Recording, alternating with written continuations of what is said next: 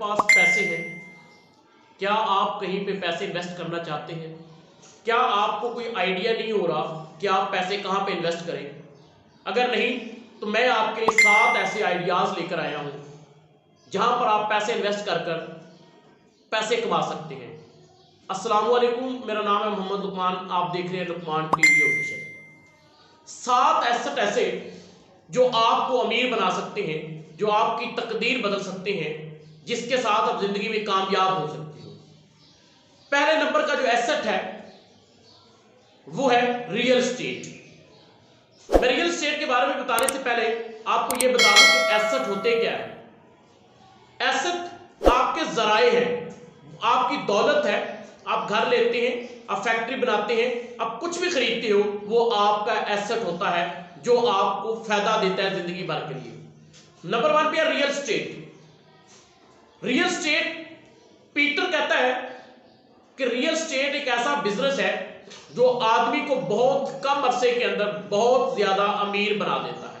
जो शख्स real estate का बिजनेस करते हैं उससे बहुत ज्यादा पैसा कमाते हैं। रियल एस्टेट के बिजनेस करने के 2 तरीके हैं। पहला तरीका तो ये कि आप जस्ट प्रॉपर्टी डीलर का काम करते हैं, प्रॉपर्टी किसी को लेकर बेच देते हैं, वहां पर आप कमीशन लेते हैं। इसका दूसरा तरीका है कि आप अपने पैसे को इन्वेस्ट करते हैं। जब आप अपना पैसा रियल एस्टेट के अंदर इन्वेस्ट करते हैं उसके साथ आप पैसा कमाते हैं। इसकी भी 2 सूरतें हैं। पहली सूरत तो ये कि आपने एक सस्ती प्रॉपर्टी लेनी है जहां पर कोई नहर हो, गंदा नाला हो, कूड़ा करकट हो, वहां पर वो आपको प्रॉपर्टी सस्ती मिल जाएगी। उसकी थोड़ी सी लुकिंग गुड करके उसको थोड़ा अच्छा बनाने के बाद आप उसको महंगे दामों में फरोख्त कर सकते हो।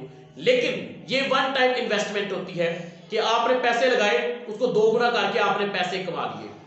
दूसरा तरीका इसके अंदर ये होता है कि आपने प्रॉपर्टी को होल्ड कर दिया, आपने लंबे अरसे तक उसको अपने पास रखा। आपने एक मकान बनाया, उसको बेचा नहीं बल्कि उसको रेंट पे दे दिया।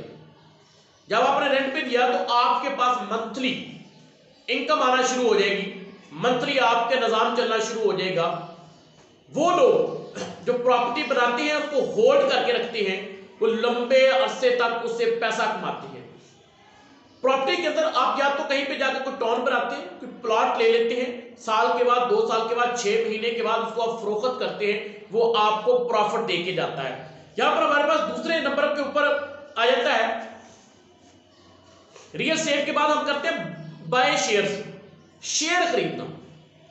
आप किसी भी वो आदमी जिसको तजर्बा है शेयर्स का, वो नाकाम नहीं होता, वो बहुत पैसा कमाता है। लेकिन हाँ, जो आदमी न्यू है उसके लिए रिस्की हो सकता है, लेकिन उसको शेयर खरीदने से पहले, पैसे को इन्वेस्ट करने से पहले उसे सीखना है, शेयर का कारोबार सीखना है कि उसने अपने पैसे इन्वेस्ट कहां पे करने हैं। शेयर का काम करना बहुत मुश्किल काम नहीं। यहां पर मैं आपको 2 तरीके बताता हूं। आप घर में अंदर बैठे हैं, आप औरत हैं, आप मर्द हैं, आप यंगर हैं, आप एज्ड हैं, कोई भी हो, वो शेयर्स खरीद सकता है, बेच सकता है। अब एक घर के अंदर रहने वाली लेडीज को पता होता है कि घर के अंदर रोजाना की बुनियाद के ऊपर कौन सी चीजें इस्तेमाल हो रही है। फिर उसे ये देखना है कि क्या इसके शेयर्स मैं खरीद सकती हूं, क्या ये उधार तो नहीं, इसका कर्ज तो नहीं लिया हुआ। सारी चीजों को परखने के बाद इसने अपने पैसे को वहां पे वो इन्वेस्ट कर दिया। एक डॉक्टर से पता है कि कौन सी मेडिसिन किस बीमारी के लिए है, कौन सी बीमारी की नई मेडिसिन आ रही है, उससे फायदा क्या होगा, वो मार्केट में बिकेगी कितनी, उसको चाहिए कि वो उसके अंदर इन्वेस्ट कर दे। लेकिन यहां पर एक काम है जो उल्ट है, एक दूसरे के ऑपोजिट है। डॉक्टर जो है वो तेल के फर्म के अंदर पैसे इन्वेस्ट कर रहा होता है, जबकि जहां पर वो काम कर रहा है, जहां का उसको तजर्बा है, उसमें पैसे इन्वेस्ट नहीं करता। अगर कोई ऑयल की फर्म में काम कर रहा है तो वो वहां पे पैसे इन्वेस्ट नहीं करता, वो मेडिसिन में पैसे इन्वेस्ट करना शुरू कर देता है। एक दूसरे के मुखालिफ, एक दूसरे के ओपोजिट काम करते हैं, जबकि अपने मुतलका फील्ड जिसमें कोई तजर्बा होता है उसको छोड़ देते हैं। यही वजह होती है कि वो प्रॉफिट नहीं कमा पाते। जब आप किसी भी चीज के शेयर्स खरीदते हैं, वहां पर अगर आपकी पैसे डाउन होना शुरू हो गई है, वो मार्केट डाउन होना शुरू हो गई है। जो मिडिल क्लास होते हैं वो अपने पैसे निकालना शुरू कर देते हैं, लेकिन जो अमीर होते हैं वो और पैसे डालना शुरू कर देते हैं। उससे क्या होता है कि वो सारे मिडिल क्लास निकल जाते हैं रिस्क की वजह से।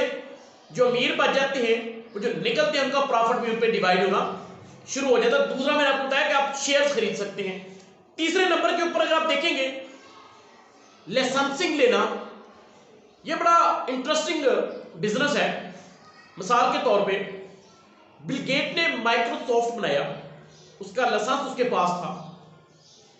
अब उसका वो माइक्रोसॉफ्ट जिस भी कंप्यूटर में फीड किया जाता है, माइक्रोसॉफ्ट उससे पैसे चार्ज करता है। एक अंग्रेज था, उसने छोटे छोटे आइडियाज बनाकर लाखों रुपए कमाए। उसने एक दवाई की शीशी ली, उसके ऊपर लेबल को इस तरीके से लगाया कि बाहर का लेबल और उस दवाई की सारी तफसीलात दोनों उस लेबल के अंदर इस अंदाज से नजर आती थी कि देखने वाला हैरान रह जाता था। उसने इस आइडिया से लाखों रुपए कमाए। सालाना वो 1 लाख रुपया कंपनी से चार्ज करता था। तो आप अगर कोई आपको आइडिया है, अगर आप पास आइडिया है कि आप कोई भी वेबसाइट बना सकते हो, कोई भी आइडिया आप यूज कर सकते हो, उसको बनाएं, उसका लाइसेंस लें और उसको फरोख्त करें। चौथे नंबर के ऊपर डिजिटल मार्केटिंग। आज का जो दौर है जो डिजिटलाइज है, हर चीज डिजिटल के ऊपर है, कंप्यूटर के ऊपर है। आप कोई भी देखें, आप इंटरनेट से पैसे कमाते हैं, आप फ्रीलांसिंग करते हैं, आप ग्राफिक डिजाइनिंग करते हैं, वेब डेवलपिंग करते हैं, आप कोई भी काम करते हैं, आप वहां से पैसे कमा सकते हैं। चीजों को डिजिटलाइज करके देने के पैसे कमा सकते हैं। पांचवें नंबर के ऊपर बॉन्ड। ये बड़ा इंटरेस्टिंग बिजनेस है।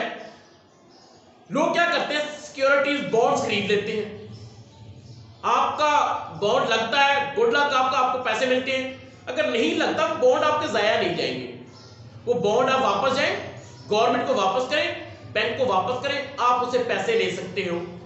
छठे नंबर के ऊपर है फिटनेस ट्रेनिंग सेंटर। आपको पता है कि हर बंदे को आज के इस दौर के अंदर, जब कोरोना जब से आया, लोगों को अपनी सेहत का ख्याल आया कि हमें अपने आप को फिट रखना चाहिए, सेहतमंद रहना चाहिए।